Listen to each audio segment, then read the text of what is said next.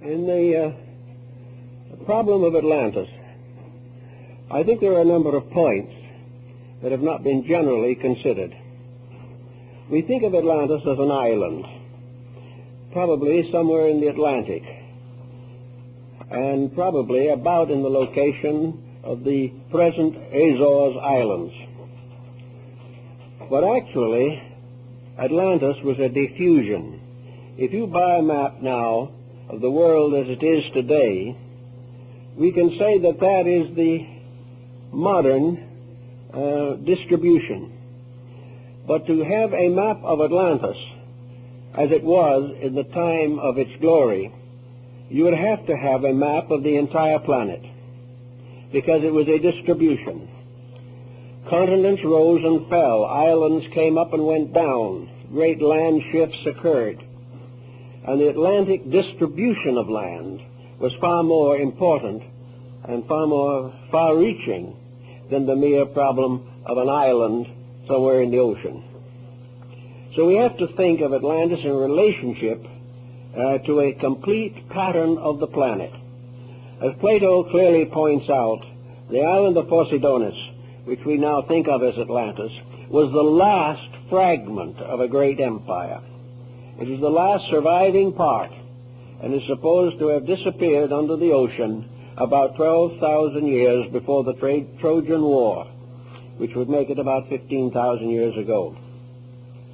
Now, in connection with the problem of Atlantis, I think the next thing we have to study is the name. Plato refers to the mysterious empire as Atlantis.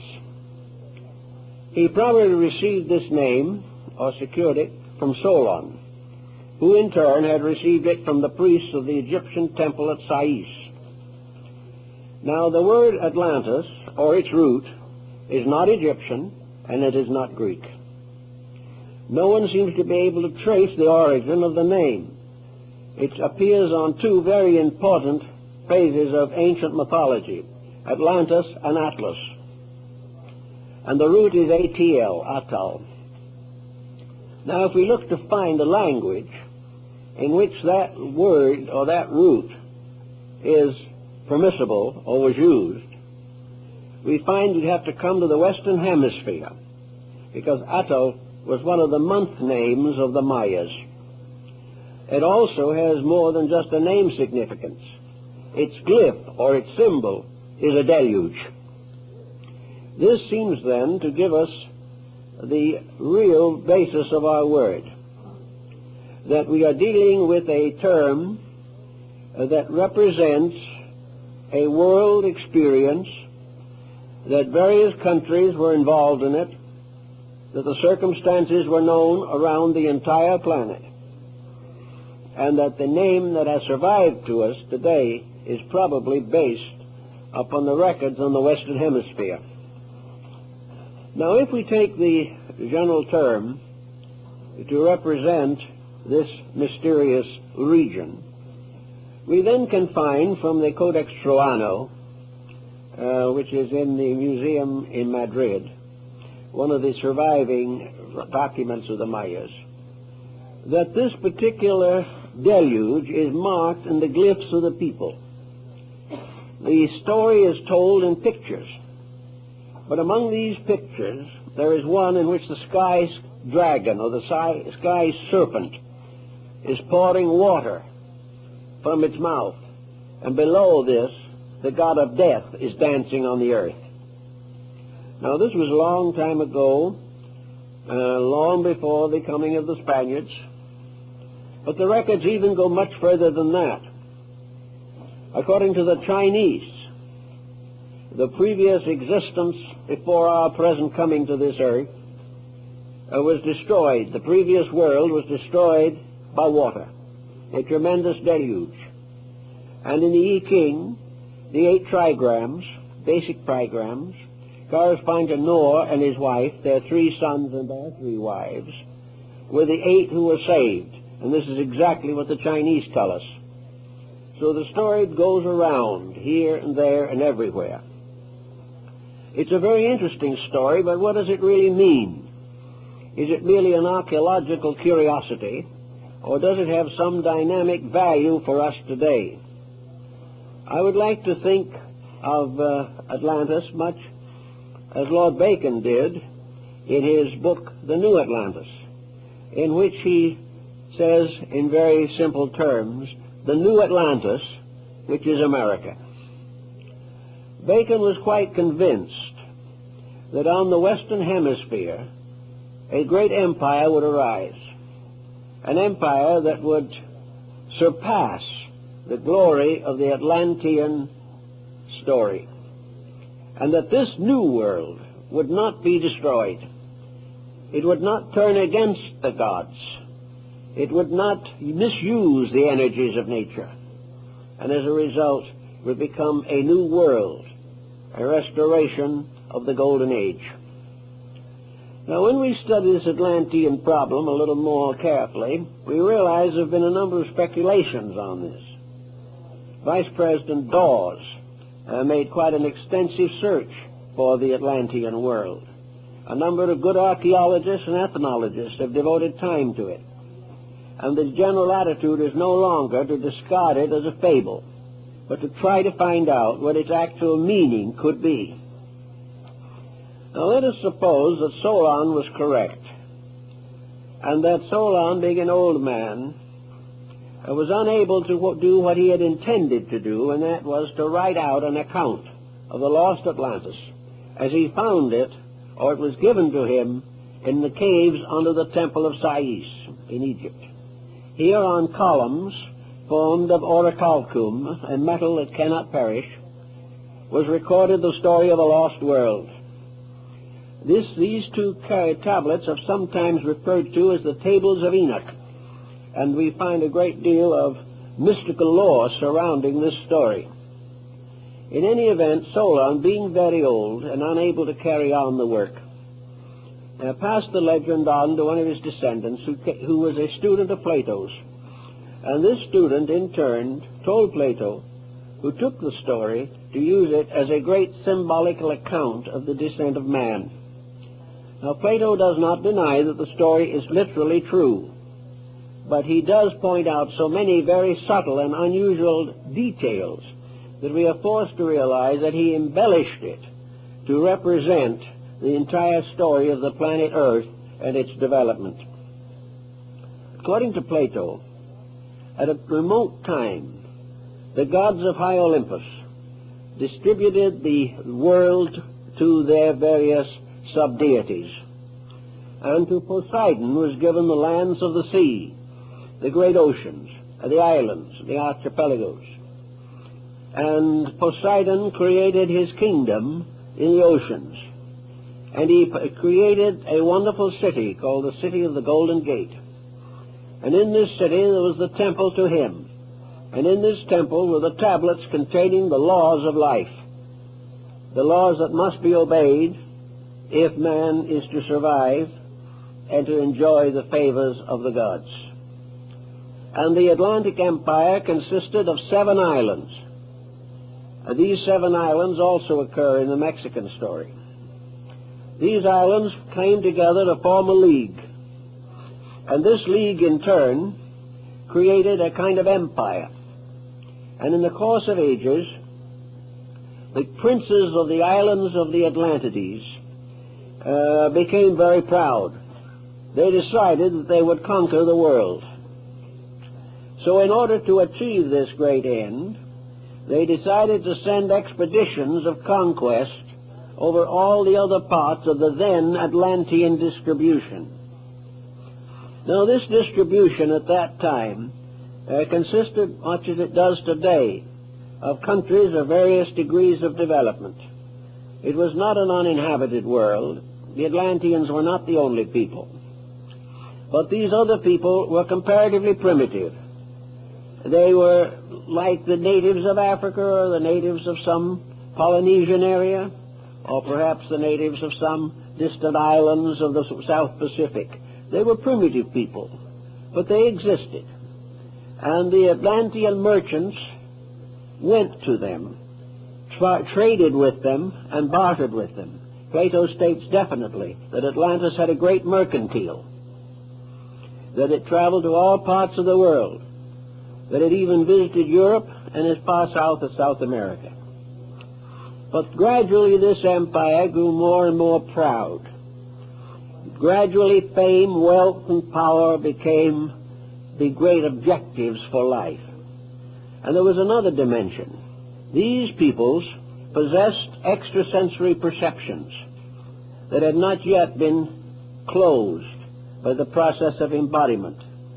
They were like the extrasensory perceptions of small children, in whom faculties are partly active, which are now dormant in our racial groups.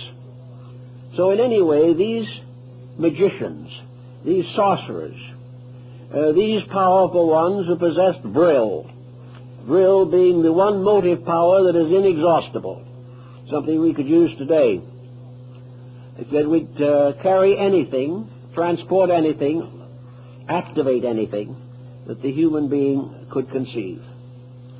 And so in their pride, these princes decided near the end of their time to invade what is now Europe. They decided to invade in the areas of the Mediterranean, North Africa, and the Near East. So they sent great fleets to conquer these countries. In the meantime, the deities, particularly Poseidon, realizing what was occurring, gave warnings and sent prophets and told these people they were destroying themselves, but they were proud and they gave no mind or no thought to consequence. And finally they rebelled against the gods, and the gods reacted accordingly. In a single night, the great center of Atlantean culture, the island of Poseidonis, the last surviving fragment of an ancient order of life, disappeared under the ocean, and according to the Maya calendar, carried with it to death 60 million human beings. This was the end of a great cycle of misuses and abuses in which those powers, forces, and principles which had been intended to be of common good to all mankind were perverted and in one way or another turned against the will of heaven, and in consequence they were destroyed. Now this also causes us to have another little interlude here, which I think we should give a thought to.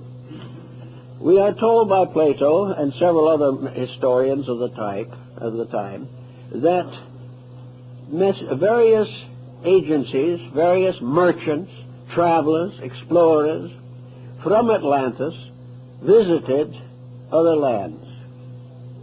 And among those who visited other lands were the priests of the Atlanteans, those who worshipped the great golden serpent.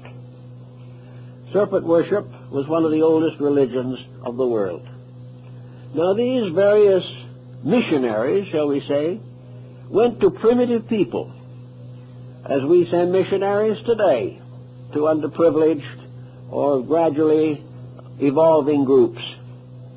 And these missionaries set up various institutions in the distant parts of the empire, the parts that were not actually destroyed by the destruction of the Atlantean centerland. Now, it seems to me, and I realize that this is hypothetical, but it seems to me that this explains a series of legends and myths which are of interest.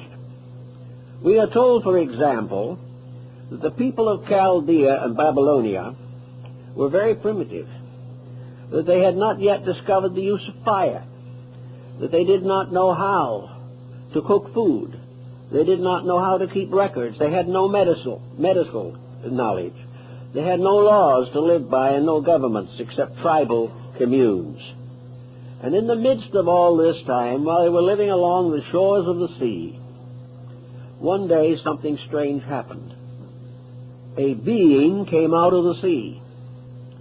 This being, whom they called Oannes, had the body of a fish and the head of a human being, and wore on his head the head of a fish on end.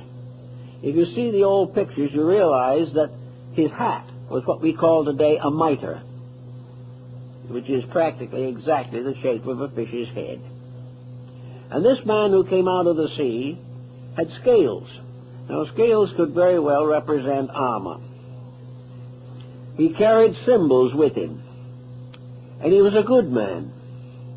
And he came to these people, and he taught them. He gave them a written language. He gave them the knowledge of agriculture. He taught them astronomy and the mystery of the stars. He helped them to build a permanent government, introduced them into the mysteries of architecture and the building of cities. And he also taught them the mysteries of heaven and the ways of the gods, and taught them to live in obedience. And he told them that in due time he would return. And then he went back to the sea, promising to come back one of these days, sometime in the future. And he walked out into the sea and disappeared. Now this seems to me to be a veiled story, could be a veiled story, of an Atlantean traveler, a missionary perhaps, who came to these people very much as the Chaldeans coming along the coast of Brittany and France gave them the beginnings of the culture of the Druids. This one who came out of the sea, he dressed in armor, probably came on a ship, which came over the horizon and was regarded as evidence that he came out of the sea. The most important thing, I think, in this legend is that he promised to return. So they waited. And they kept his laws and they kept his rules for years, but he never came back. Now, on the opposite side of the world, something else was happening. The people of Central America were living in a very primitive state. Some of them were cannibals. They had no homes except rude huts. They had no instruments except cut from stone. They did not know how to cook their food. They had no written language and no way of recording their history, no knowledge of any of these things. And while they lived in this primitive condition, a strange thing happened. An old man came to them, riding on the back of serpents. And he came to the shore, and he was welcomed by them, these peoples. And his name is preserved in the three great languages of the central culture of the period and time and place. To the Aztecs, he was Kukulkan. To the ones who lived around Palenque, he was Wotan. And to the Mayas, he was Quetzalcoatl, the feathered serpent. And this man came from the sea with a bonnet of wonderful plumes, almost like wings. And on his breast he carried a cross. He came to them, and they received him with regard and esteem. And he taught them all the things that Atlantis had taught the Chaldeans. He helped them to establish a permanent way of life. He gave them the beginnings of a written language, the only written language in the Western Hemisphere. He gave them good government. And then he said, now I go away. But keep the rules that I have given you. And in due time, I will return and claim the empire. But in the meantime, obey the principles I have taught. And these principles were of very high quality morally and ethically. Then this being went to the shores of the sea. And as he stood there, he said to the people that had assembled that a very bad power was coming to them. Tezcatlipoca, the god of war, was going to come from the south to destroy their empire. They should be true, however. They should keep the rules, and then he would return. Then there are two accounts of what happened to him. One that he called to the sea, and the raft of serpents returned. The raft of serpents could well have been a ship, with the very animal heads and so forth that were engraved and written or painted or carved on the heads of ships. The other explanation is that he was transfigured and rose to become immortalized and deified in the planet Venus. He said, I will come back. But he never came. And when the Spaniards arrived, many centuries later, and their ships were anchored, the Aztec Emperor Montezuma took the plumes on the crowns, took all the symbols of regality, and sent them by ambassador to Cortes, saying that he was Quetzalcoatl returned, and that therefore he was returning the kingdom which his people had kept trustworthy for ages. Now, these stories are interesting. There's nothing you can do but remember these strange stories. The same story exists in China. In China, the world's reformation, the restoration of humanity, was the result of a mysterious being who came out of a fish's mouth and, rising out of the sea, taught them the secrets of life. In India, Vishnu, in his first incarnation, is born from the fish's mouth. Everywhere the sea was the source of instruction. Something came from the sea. We can't dogmatize what it is, but it is interesting that at a remote period, certainly 8,000 or 10,000 years ago, if not more, doctrines and concepts and beliefs reached all parts of the world and are still reserved and preserved in all the mythologies, legends, and allegories of ancient peoples, and were recognized as the ultimate source of civilization. Now, if these were missionaries, travelers, philanthropists from the Atlantean Empire, they might have wished to come back. They might have said that they would, or that others would follow. And then came the deluge. The center of the great wheel was destroyed. No one could come back. Little by little, these peoples in different areas modified their beliefs. Interracial minglings brought about complications of stories concerning the descent of knowledge. Here in the southwest of the United States, they have the legends that originally humanity lived under the earth, and a deluge came under the earth, and this deluge threatened the life of everything that lived. So humanity crawled up or climbed up to this upper world upon cornstalks and began to populate the earth, and the point where they came out of the earth is still sacred to the Navajo and the Hopi. Years ago, I had the privilege of bringing to California temporarily as my guest one of the last of the great sand painters of the Navajo, Hosteen Claw. A few weeks ago, when I was in Sedona, in Arizona, I mentioned Claw, and everyone knew who he was. One of the greatest men of his time, an Indian, and a remarkable person. At that time, when he was up there, we had just published our large book, and I wanted him to see it. He spoke no English. He had no idea of what the book was about. So I turned to the plate of the Table of Hermes, just in passing along through the book. You'll find it if you have it. And the old Indian stopped right there. It was Chaldean. He didn't know what Chaldean was, never heard of it. But he told me through Huskanaswood, his interpreter, long, long ago, my people could read this. American Indian. Every once in a while, something like this happens, and no one knows why. But it all adds up to something that is very unusual and very interesting. I think if we follow all of the traditions that exist, we would summarize the highest terminal aspect of Atlantean culture as a very high culture, with scientific knowledge, with good map making, with many types of industry, arts and sciences, accredited as having the first to domesticate the horse, with hospitals and clinics, and with various types of locomotion And according to the old stories, the Atlanteans had the secret of flying through the air. We can doubt all these things.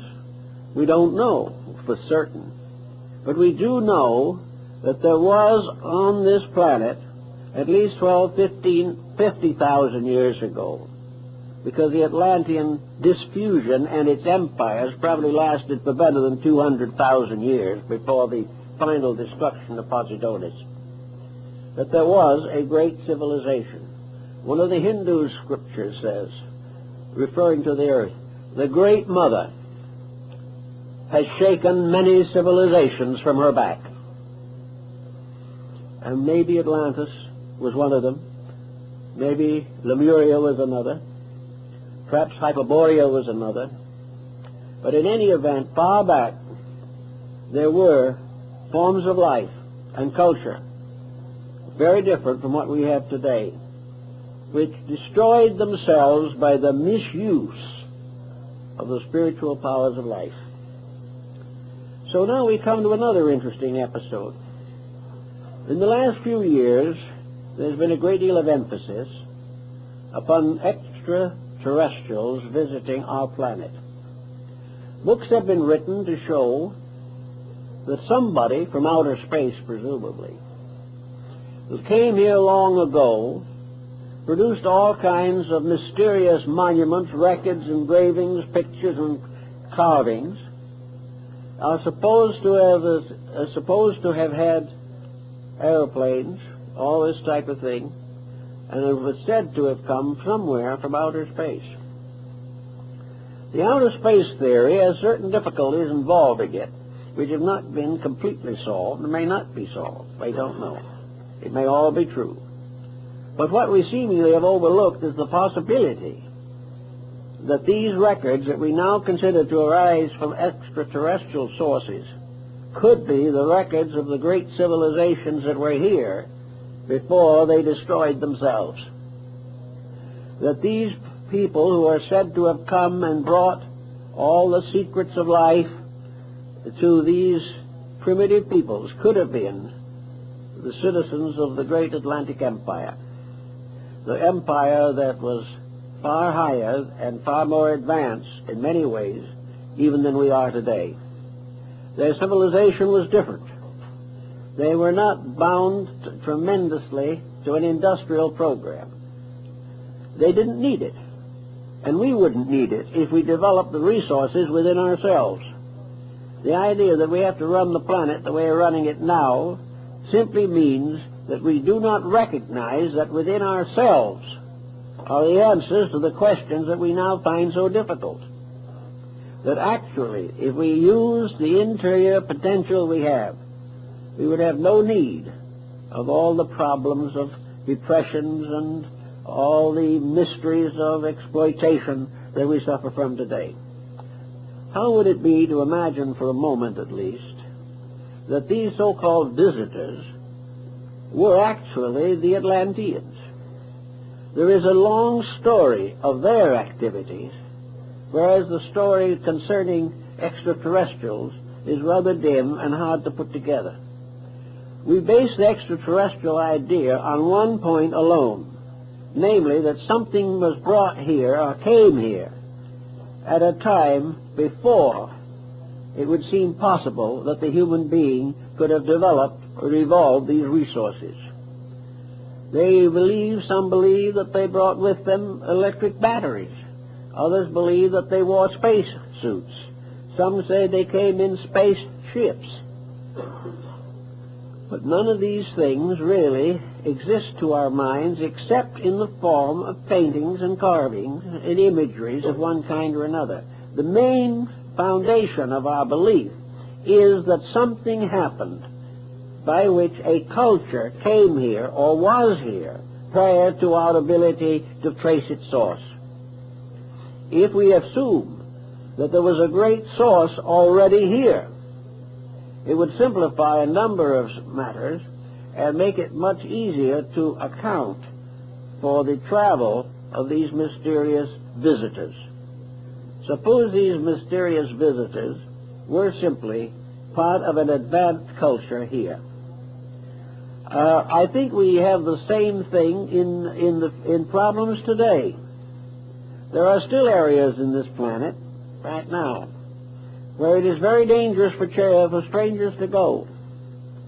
There are still primitive peoples who have no idea whatsoever of civilization and have never heard of it. And in spite of the tremendous spread of our way of life, there are large areas which have not been touched, or so lightly as to mean very little. If in a more ancient time, most of the planet consisted of comparatively primitive peoples, and the last of the great Atlantean diffusion, Poseidonus, was an isolated island, separated by water from practically all other areas on Earth. Most people living in other parts of the planet would have no knowledge of it, or if they had a knowledge, it would only be a legend, and perhaps the legend is responsible for another series of interesting beliefs. The World Mountain, Olympus, Asgard of the Nordic peoples, the whole series of the demigods who walked with men, the individuals who had apparently supreme power. Montezuma bowed down to them, and they were Spaniards in armor, and Montezuma believed from reports that these men were centaurs, half man and half horse, and was not able to understand that these men were riding horses, which the Indians knew nothing about. Here, less than 500 years ago, we have a situation in which a higher cultured civilization moved in on the primitive one and was mistaken for gods, until they proved that instead of being gods, they were ravishers of the earth. So in that type of thinking, we might also find a source for much of our religious thinking. These mysterious priests of the serpent of the city of the sun. These priests were undoubtedly wise in the mysteries of life. The ancient rites and mysteries of the Greeks and Romans and Egyptians, the secret and esoteric teachings that have descended to us from unknown antiquity, may very well have originated among the esotericists of Atlantis. There also seems to be quite a little evidence to the effect that when the great decision was made and the gods decreed that the Atlanteans had destroyed themselves and must be removed from the earth, that prophets arose among them in those last days before the end. And these prophets warned the people that they had disobeyed the gods, that they had sacrificed all that was good for selfishness, avarice, and power. And these prophets led certain groups of the Atlanteans away from Atlantis and into what is now Europe and the Near East. These peoples survived. As this migration occurred at least 12 to 15,000 years ago, we have some suspicion that many of the civilizations of the Near East, and perhaps even of the Far East, originated among these transplanted peoples who had gone away from the cause of death. It is stated in the Atlantic story that a great number of the gods of Egypt were, we'll say, refugees from Atlantis. That the gods of the Egyptians were Atlantean deities who originally, perhaps, actually and physically lived as leaders of their peoples. In any event, the idea that the world was populated, in one sense, by refugees is not unreasonable.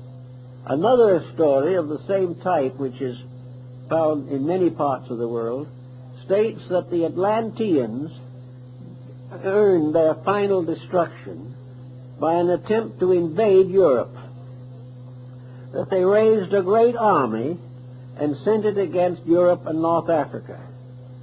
And this great army was on the march and was in these areas, claiming them, when the Central Islands were destroyed.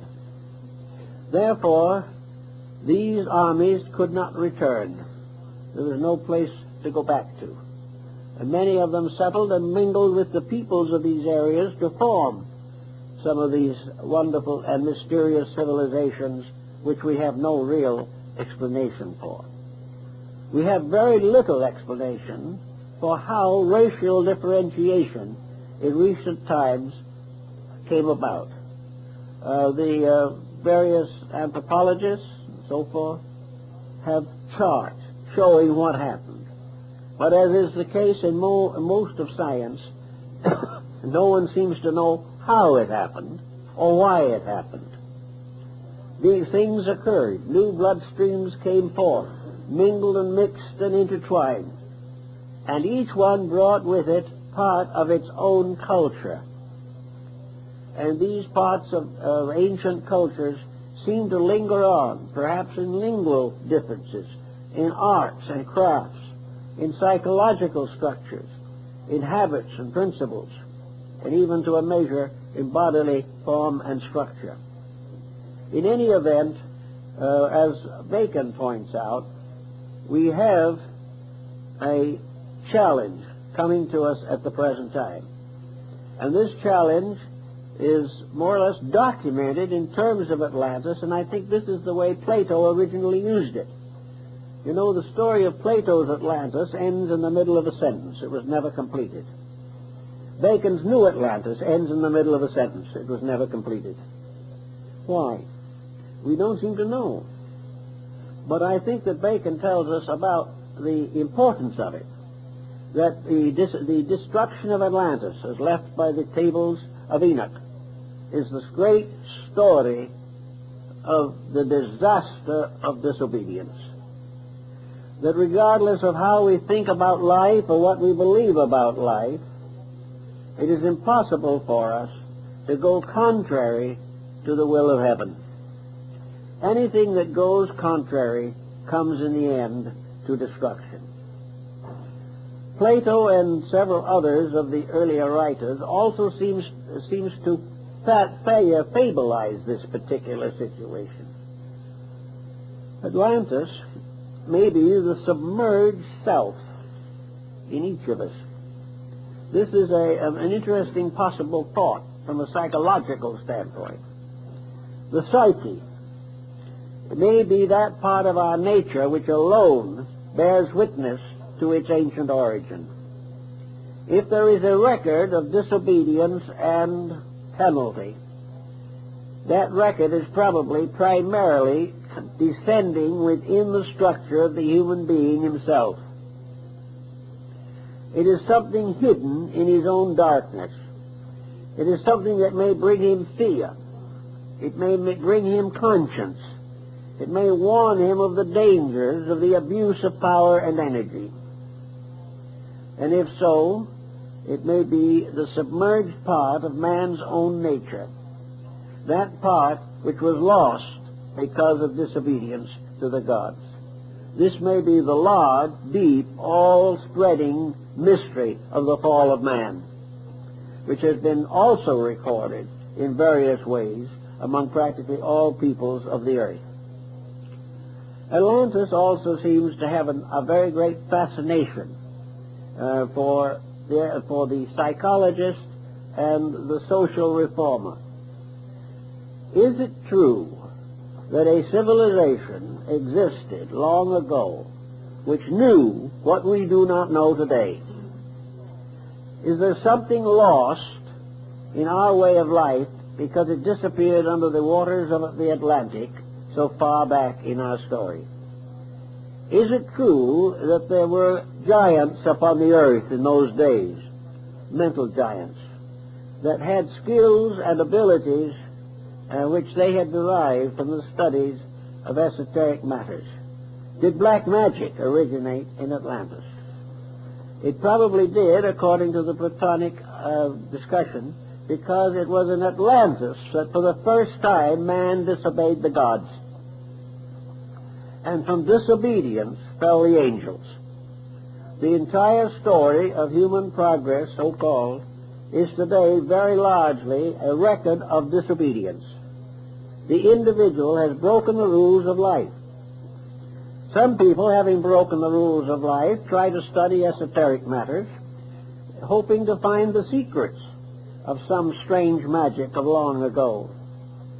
But if they are those who have broken the rules, and they are seeking a knowledge which they do not deserve, and which they do not have the character to use constructively, they could cause another deluge upon the face of the earth.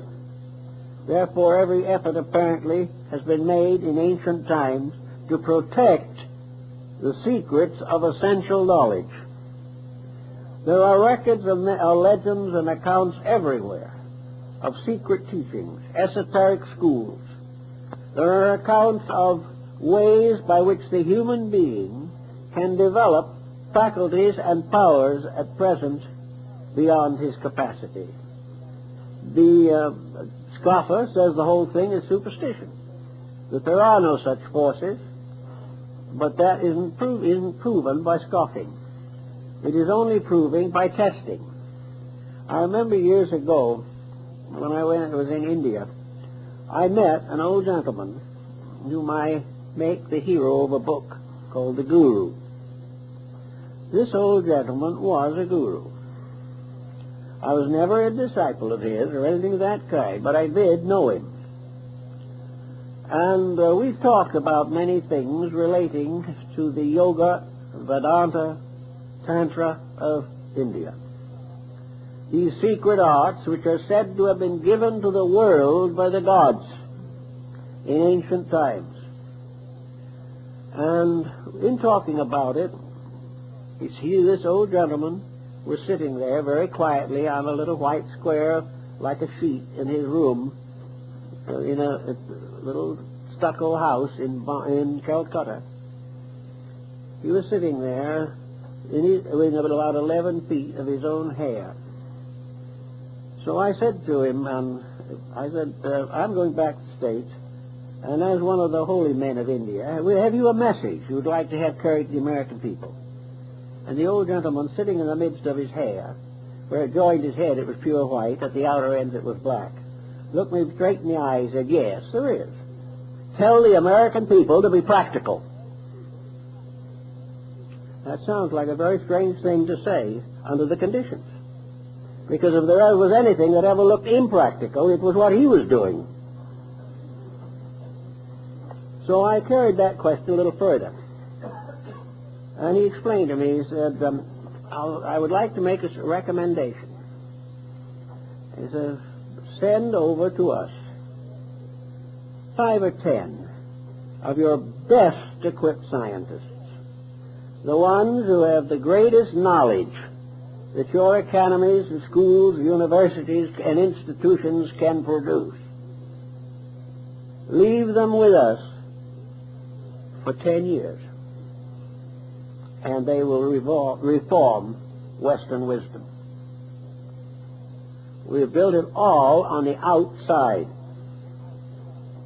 when in fact we have failed in the greatest mystery of all, the realization that within ourselves are the secrets we are searching for everywhere else.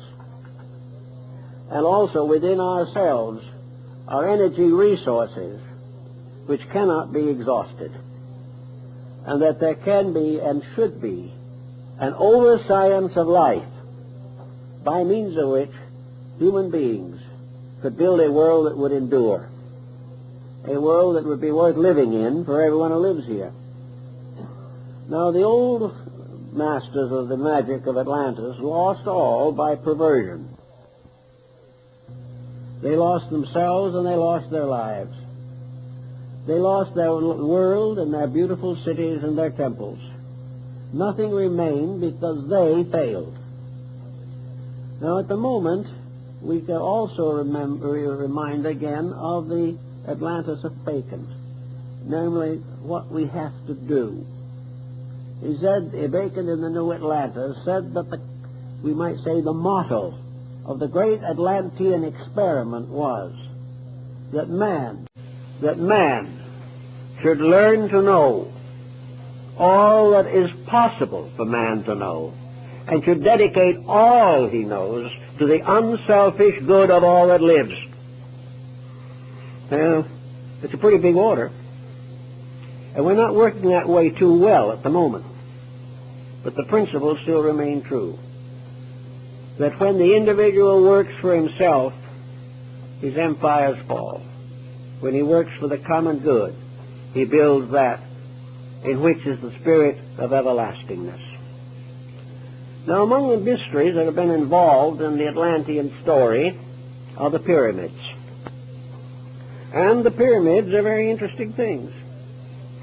We know that they are in Egypt. We know that they're in Central America, but recently, a year or two ago, I saw aerial photographs of pyramids in the heart of China, which are not generally known, but it's been recognized. These pyramids, like the mounds of antiquity, seemingly have a meaning. And what that meaning is appears to be also rather uncertain. According to the conservative Egyptologists, and Mayaologists for that matter, the pyramids were simply magnificent monuments to the memories of dead pharaohs, kings, or emperors, or, if you want to be a little more idealistic, perhaps the testimonies to God and wisdom. But the pyramids are very strange things. Their distribution upon the surface of the earth is most extraordinary. Work is now being done, and I hope it will be carried on to a successful conclusion, to study and chart the locations of pyramids in relation to the magnetic field of the planet. We know that the planet is a kind of crystal, that it has areas of fission, that it has magnetic fields, and that these magnetic fields are very important to the survival of life and to the distribution of energies. These magnetic fields may sometime be the substitute for every method of locomotion or all forms of fuel in the world today.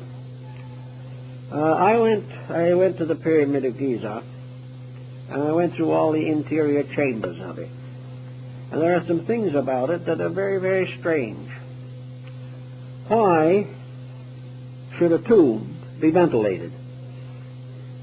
There are two great passageways leading from the king's chamber to the outside wall of the pyramid.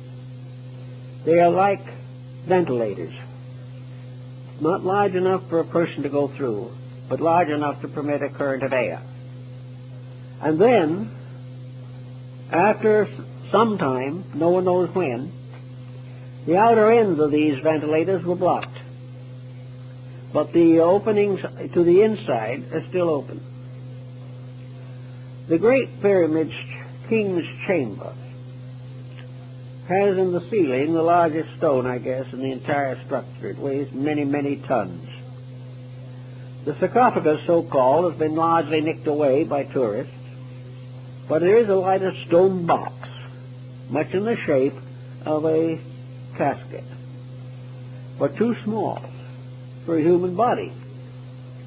The way the Egyptians mummified their dead and put one mummy case and sarcophagus and over another before a final interring in the stone vaults could not have been done in this case at all. It's been utterly impossible.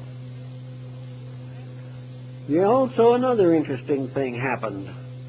Way back in the days of the glory of Baghdad, the great Sultan of the follower and descendant of the great Al-Rashid of the Arabian Nights, Sultan Al-Rashid bin Mamun, decided to open the Great Pyramid. He had been told that it was built by giants who were called the Shaddai, superhuman beings, and that within that pyramid and those pyramids they had stored a great treasure beyond the knowledge of man. So, taking his court with him, the Sultan went to Egypt, and he stood and looked at the Great Pyramid. And at that time, all the casing stones were in place. The four walls were perfectly smooth. There was no visible opening of any kind. And he didn't know exactly what to do. But he heard from legends where he supposed the entranceway was, and he began to dig there. And they had a very fine way of digging in those days, which I think we have improved on. They had to use cold chisels and vinegar to go through the stone. And when they got through a certain way, they did find that they had come very close to an entrance. But a great stone blocked it, and they could go no further. The Sultan or Caliph looked at the stone. He said, "Take it out." So they went to work on that stone with vinegar and very soft metal tools. And last, with a great trouble, they managed to get the stone out. And as they took it out, another stone fell in its place. And they had to go through stone after stone before they could get into the building. Now, you don't do that just to bury a burial. And at last, when they got all the way in, there was nothing. The only thing they found were a series of little implements, like a little ball that could be used to make sure a surface was even. If you stood the ball on it, if it rolled off, the surface wasn't even. And two or three other little tools, and the dimensions of the building itself. Now, the Shaddai was supposed to have buried all this treasure. Did they really bury a treasure in there? Were those little instruments the treasure? And were the dimensions of the pyramid and its interior structure this priceless secret that was far more important than gold? It has been worked on. Some have decided that the Great Pyramid was a great book of prophecy. Some say that it was built by the Atlanteans. Some say that it has the most perfect mathematical form and the most perfect measurements of anything on earth. They have measured the orientation of the pyramid, and it's oriented up to the 8th or 9th decimal point. And the little error that does exist, just a little fragmentary error, is probably due to the fact there was a minor earthquake that shook off that corner. The building was built by somebody who knew a great deal.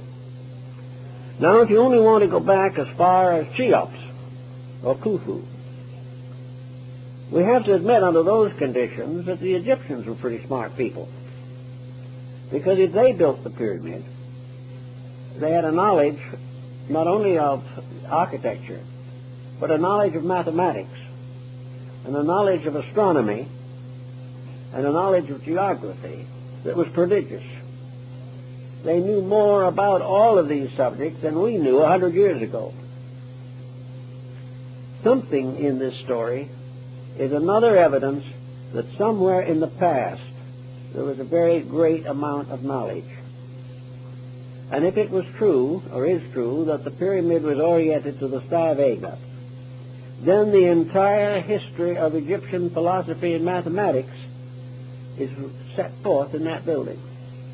The Egyptians themselves, at a very early time, said that the Great Pyramid of Giza, Pyramid number 1, was originally the tomb of Hermes, and that in that building was the great key to the Hermetic philosophy, which was restored in Alexandria in the 1st century. Now, Hermes, as the Hermetic tradition tells us, was the god of wisdom, a being known to the Greeks as Hermes, known to the Romans as Mercury, known to the Egyptians as Thoth, the god of writing. And the last poem, by the way, of Longfellow was an ode to Hermes, in which he said, "Trismegistus, 3 times greatest, how thy name sublime has descended to this latest progeny of time."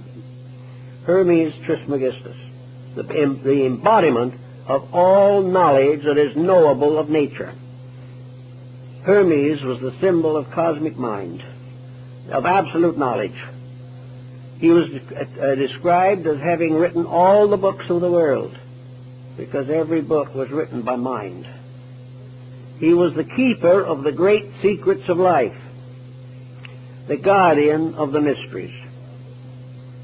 And this work includes a discussion of the Great Pyramid.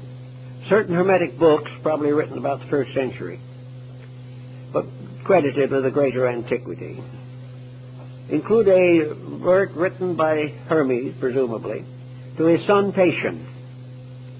And he says in this book to his son, he says, "The day shall come when Egypt shall be no more glorious, that nothing will remain of this great empire except broken columns half covered with the sand."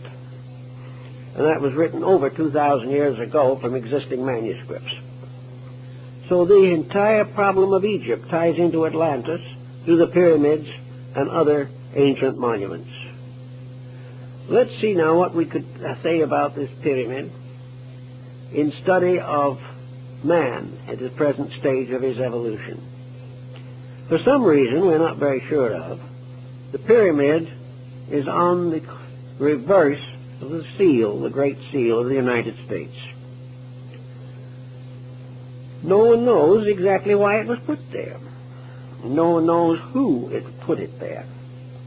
The custodian of the Great Seal, back about the turn of the century, wrote a book on the story of the Great Seal of the United States.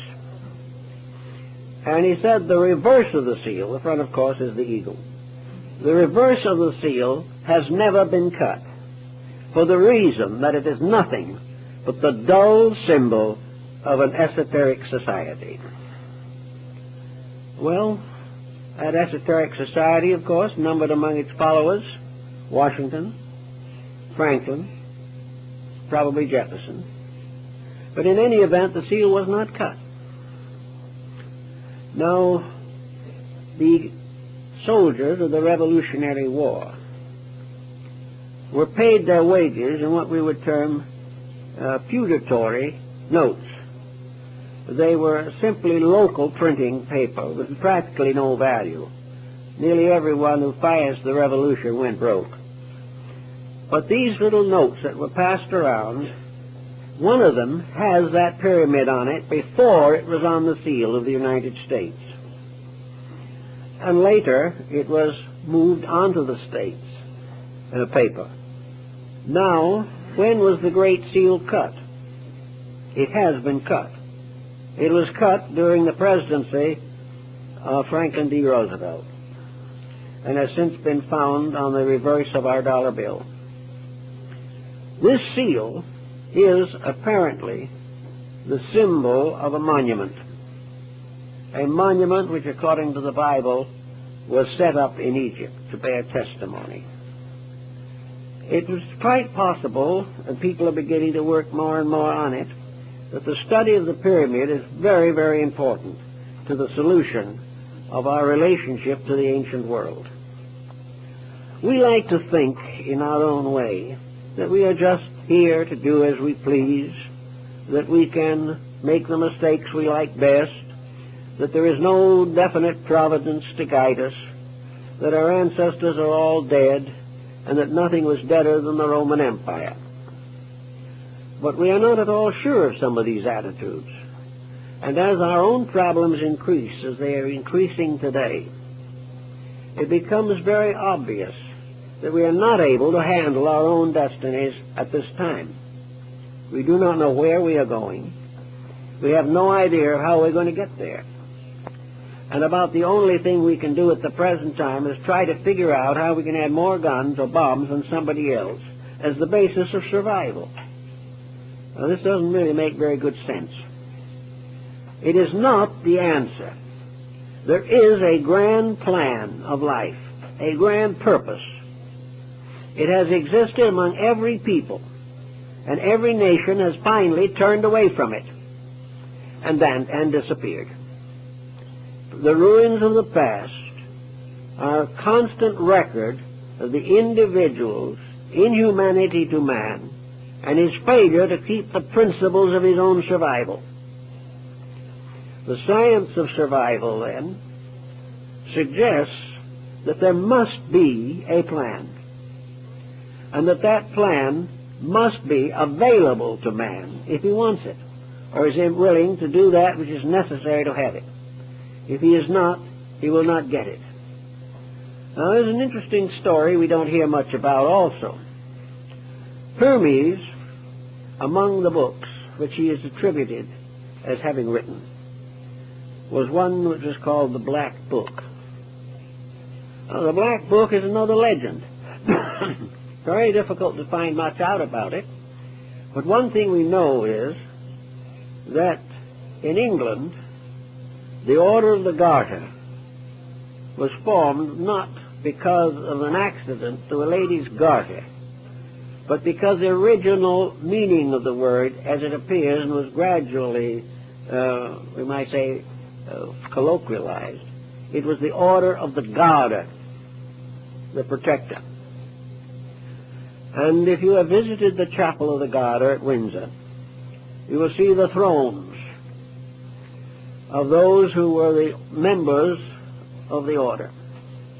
And according to the ancient order, as recorded by its first great historian, Sir Elias Ashmole, back in the 17th century, the original laws and rules for the order were taken from the Black Book of Hermes on the deportment of kings. And the entire structure is so constituted and the thrones are so arranged that it represents really a heavenly temple in which all the gods of antiquity were seated. It is also a very appropriate symbol of the first great League of Nations, that it was a symbol of the union of the rulers of the world for the maintenance of peace. The Knights of the Garter were all rulers. And I remember when I looked at it, there up on the flag of banner of the chairs was the flag of the Emperor of Japan. The Order of the Garter was an international order of leadership. And the Knights of the Garter, in their rights, drew their swords, overlapped them, and formed together a circle of blades resembling a great star. The Knights of the Garter were sworn to the protection of the weak, to the justice that is in the power of the ruler to bestow, and that all together, each in his own way and in his own faith, took his obligation to the God of his fathers to keep the peace. Then something happened. The Black Book disappeared.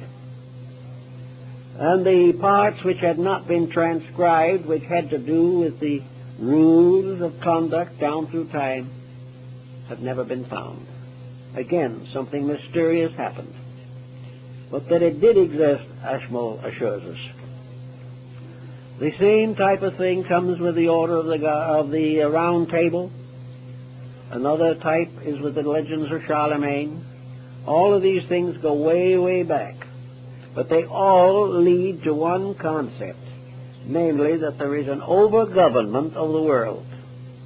That this over-government is the government of the gods from their Olympian thrones as personifications of the great forces of life by which the universe is maintained. We do not have to believe in Olympian deities, but the integrities which they stand for or symbolize are the basis of human life. And unless these integrities are maintained, nations will fall. And every nation up to the present time has passed through great vicissitudes because of its inability to keep the rules of life. In the Greek and Egyptian worlds, those who were dedicated to trying to live a better life were gradually accepted into the mysteries. And these mysteries were among the things that Solon participated in when he was initiated into the rites of Osiris and Isis. According to the legend, Solon was taken into the basement or cellars of the temple. He was taken way down under the earth by the side of the Nile. And in the very depths of the earth there was a subterranean lake. And it was all black and dark. And on the shore of the lake was a little boat with a blind oarsman. And in the center of the lake was a small island. And on this small island were the two pillars of Enoch. So Solon and the priest who guided him went out to the island, and the priest showed him these strange hieroglyphic writings on these columns. And it described how various destructions had afflicted the world. And it said that the Atlantean Empire was destroyed by water. But if the solution wasn't found, if the world did not become aware from the ancient evidence and from daily living that there was no way of breaking the rules of living and surviving, then another great civilization might rise. And if this one rose, and it was necessary to punish it, it would be punished by forces moving in the air. Solon took this back. Didn't know exactly what to do with it. But he realized that he had been in the presence of something very sacred, that the priests themselves believed this. And it was written on this column of indestructible metal that had been there before the dawn of time. Incidentally, there is a column in India that is much the same. It's at Delhi. It just looks like a pillar rising out of the ground, maybe 9 or 10 feet, maybe 8 or 9 inches in diameter, with a kind of a colophon on the top, and inscriptions in language that no one can read. No one has ever been able to read. It looks like iron. But during the Sepoy Rebellion, that column was hit by a number of solid shot, cannonballs.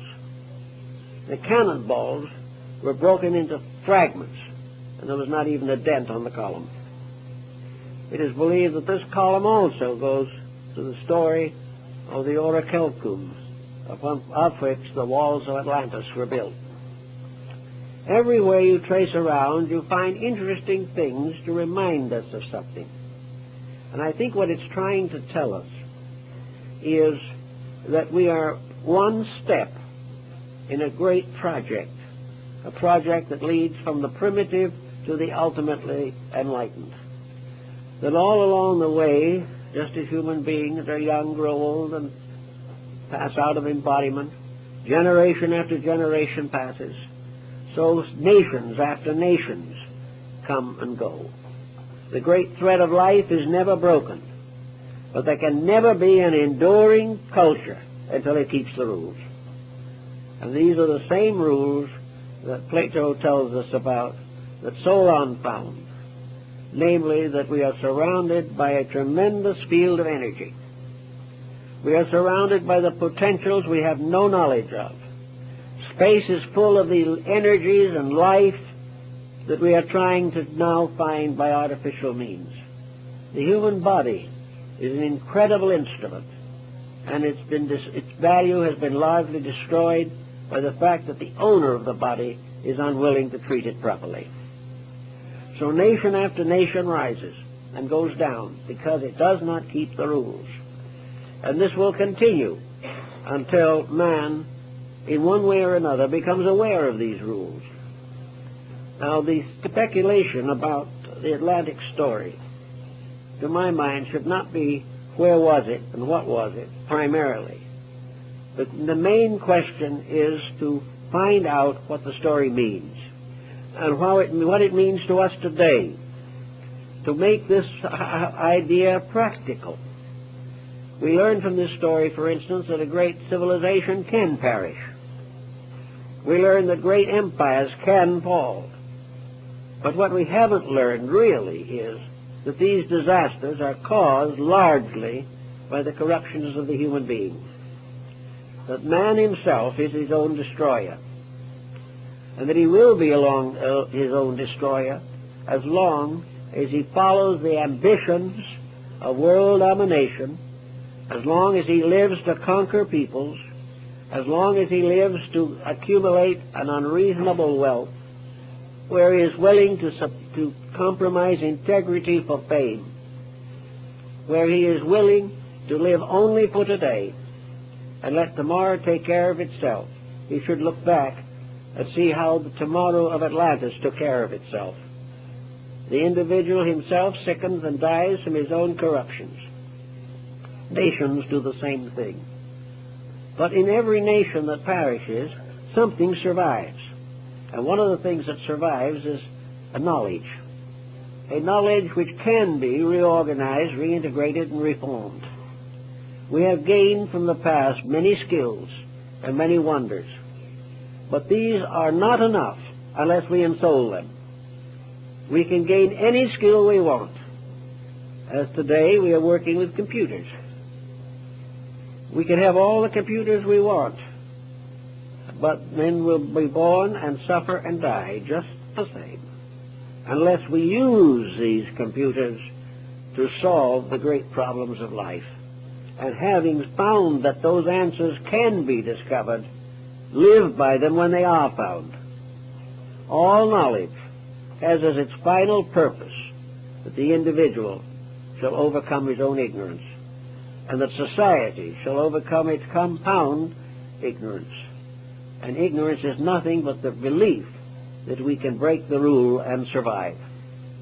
So the Atlanteans left us this message, the Mayas left it to us, that the great world patterns, the great world systems with which we are concerned have all perished from one source. We call it ignorance. And it is ignorance in a sense, because as the Chinese point out, any individual who does wrong is ignorant. No matter how learned he is, no matter how many years he spent in school, no matter how many honors have been bestowed upon him, no matter how much wealth he has accumulated, if he has not the understanding of the importance of complete integrity, he is ignorant.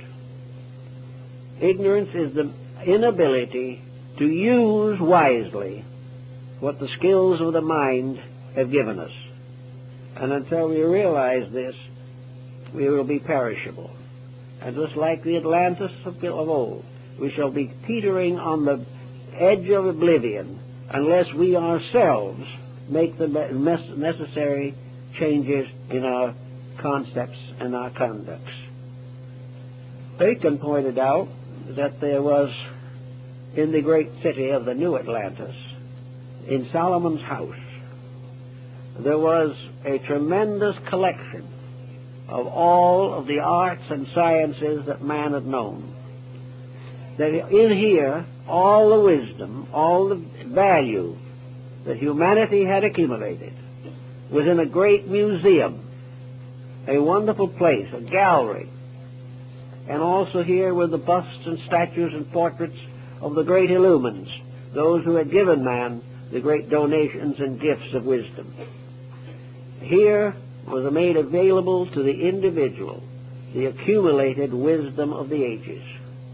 Everything of astronomy, of medicine, of art, of literature, everything of science. So each one coming into the world comes into this gallery, and here he sees all that the world has done, all the achievements of the past, and then he is reminded of the simple fact: you have seen all these things.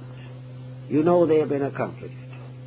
Therefore, your problem is to take these things and use them for the good of all that lives. Unless somebody somewhere along the line comes to this conclusion and takes this attitude towards all knowledge, the dangers of the deluge remain. The danger that we will tear down or lose a tremendous asset by abusing its use. Actually, it is the same in our personal lives. Unless we control our minds and emotions, unless we organize and rectify character and conduct, we are abusing the priceless privilege of growing, which is our birthright. And those who have abused the birthright get into trouble. So Atlantis stands for a lost cause. Not lost because the gods merely wanted to destroy a people. Atlantis was destroyed because it was too dangerous to let it live. It meant that if it was not destroyed, evil would spread throughout the world, would afflict all peoples, would tyrannize and dominate and corrupt everything that exists. Before this can happen, so many laws are broken, so many energies are abused, that all these broken rules and these abused energies get together and destroy the source of the corruption. Just as evil creatures, bacillus, virus, and all these things, come and destroy bodies that have been made infirm. So in the Atlantic story, we have a moral lesson of importance, in addition to a fascinating ancient fable. Thank you very much.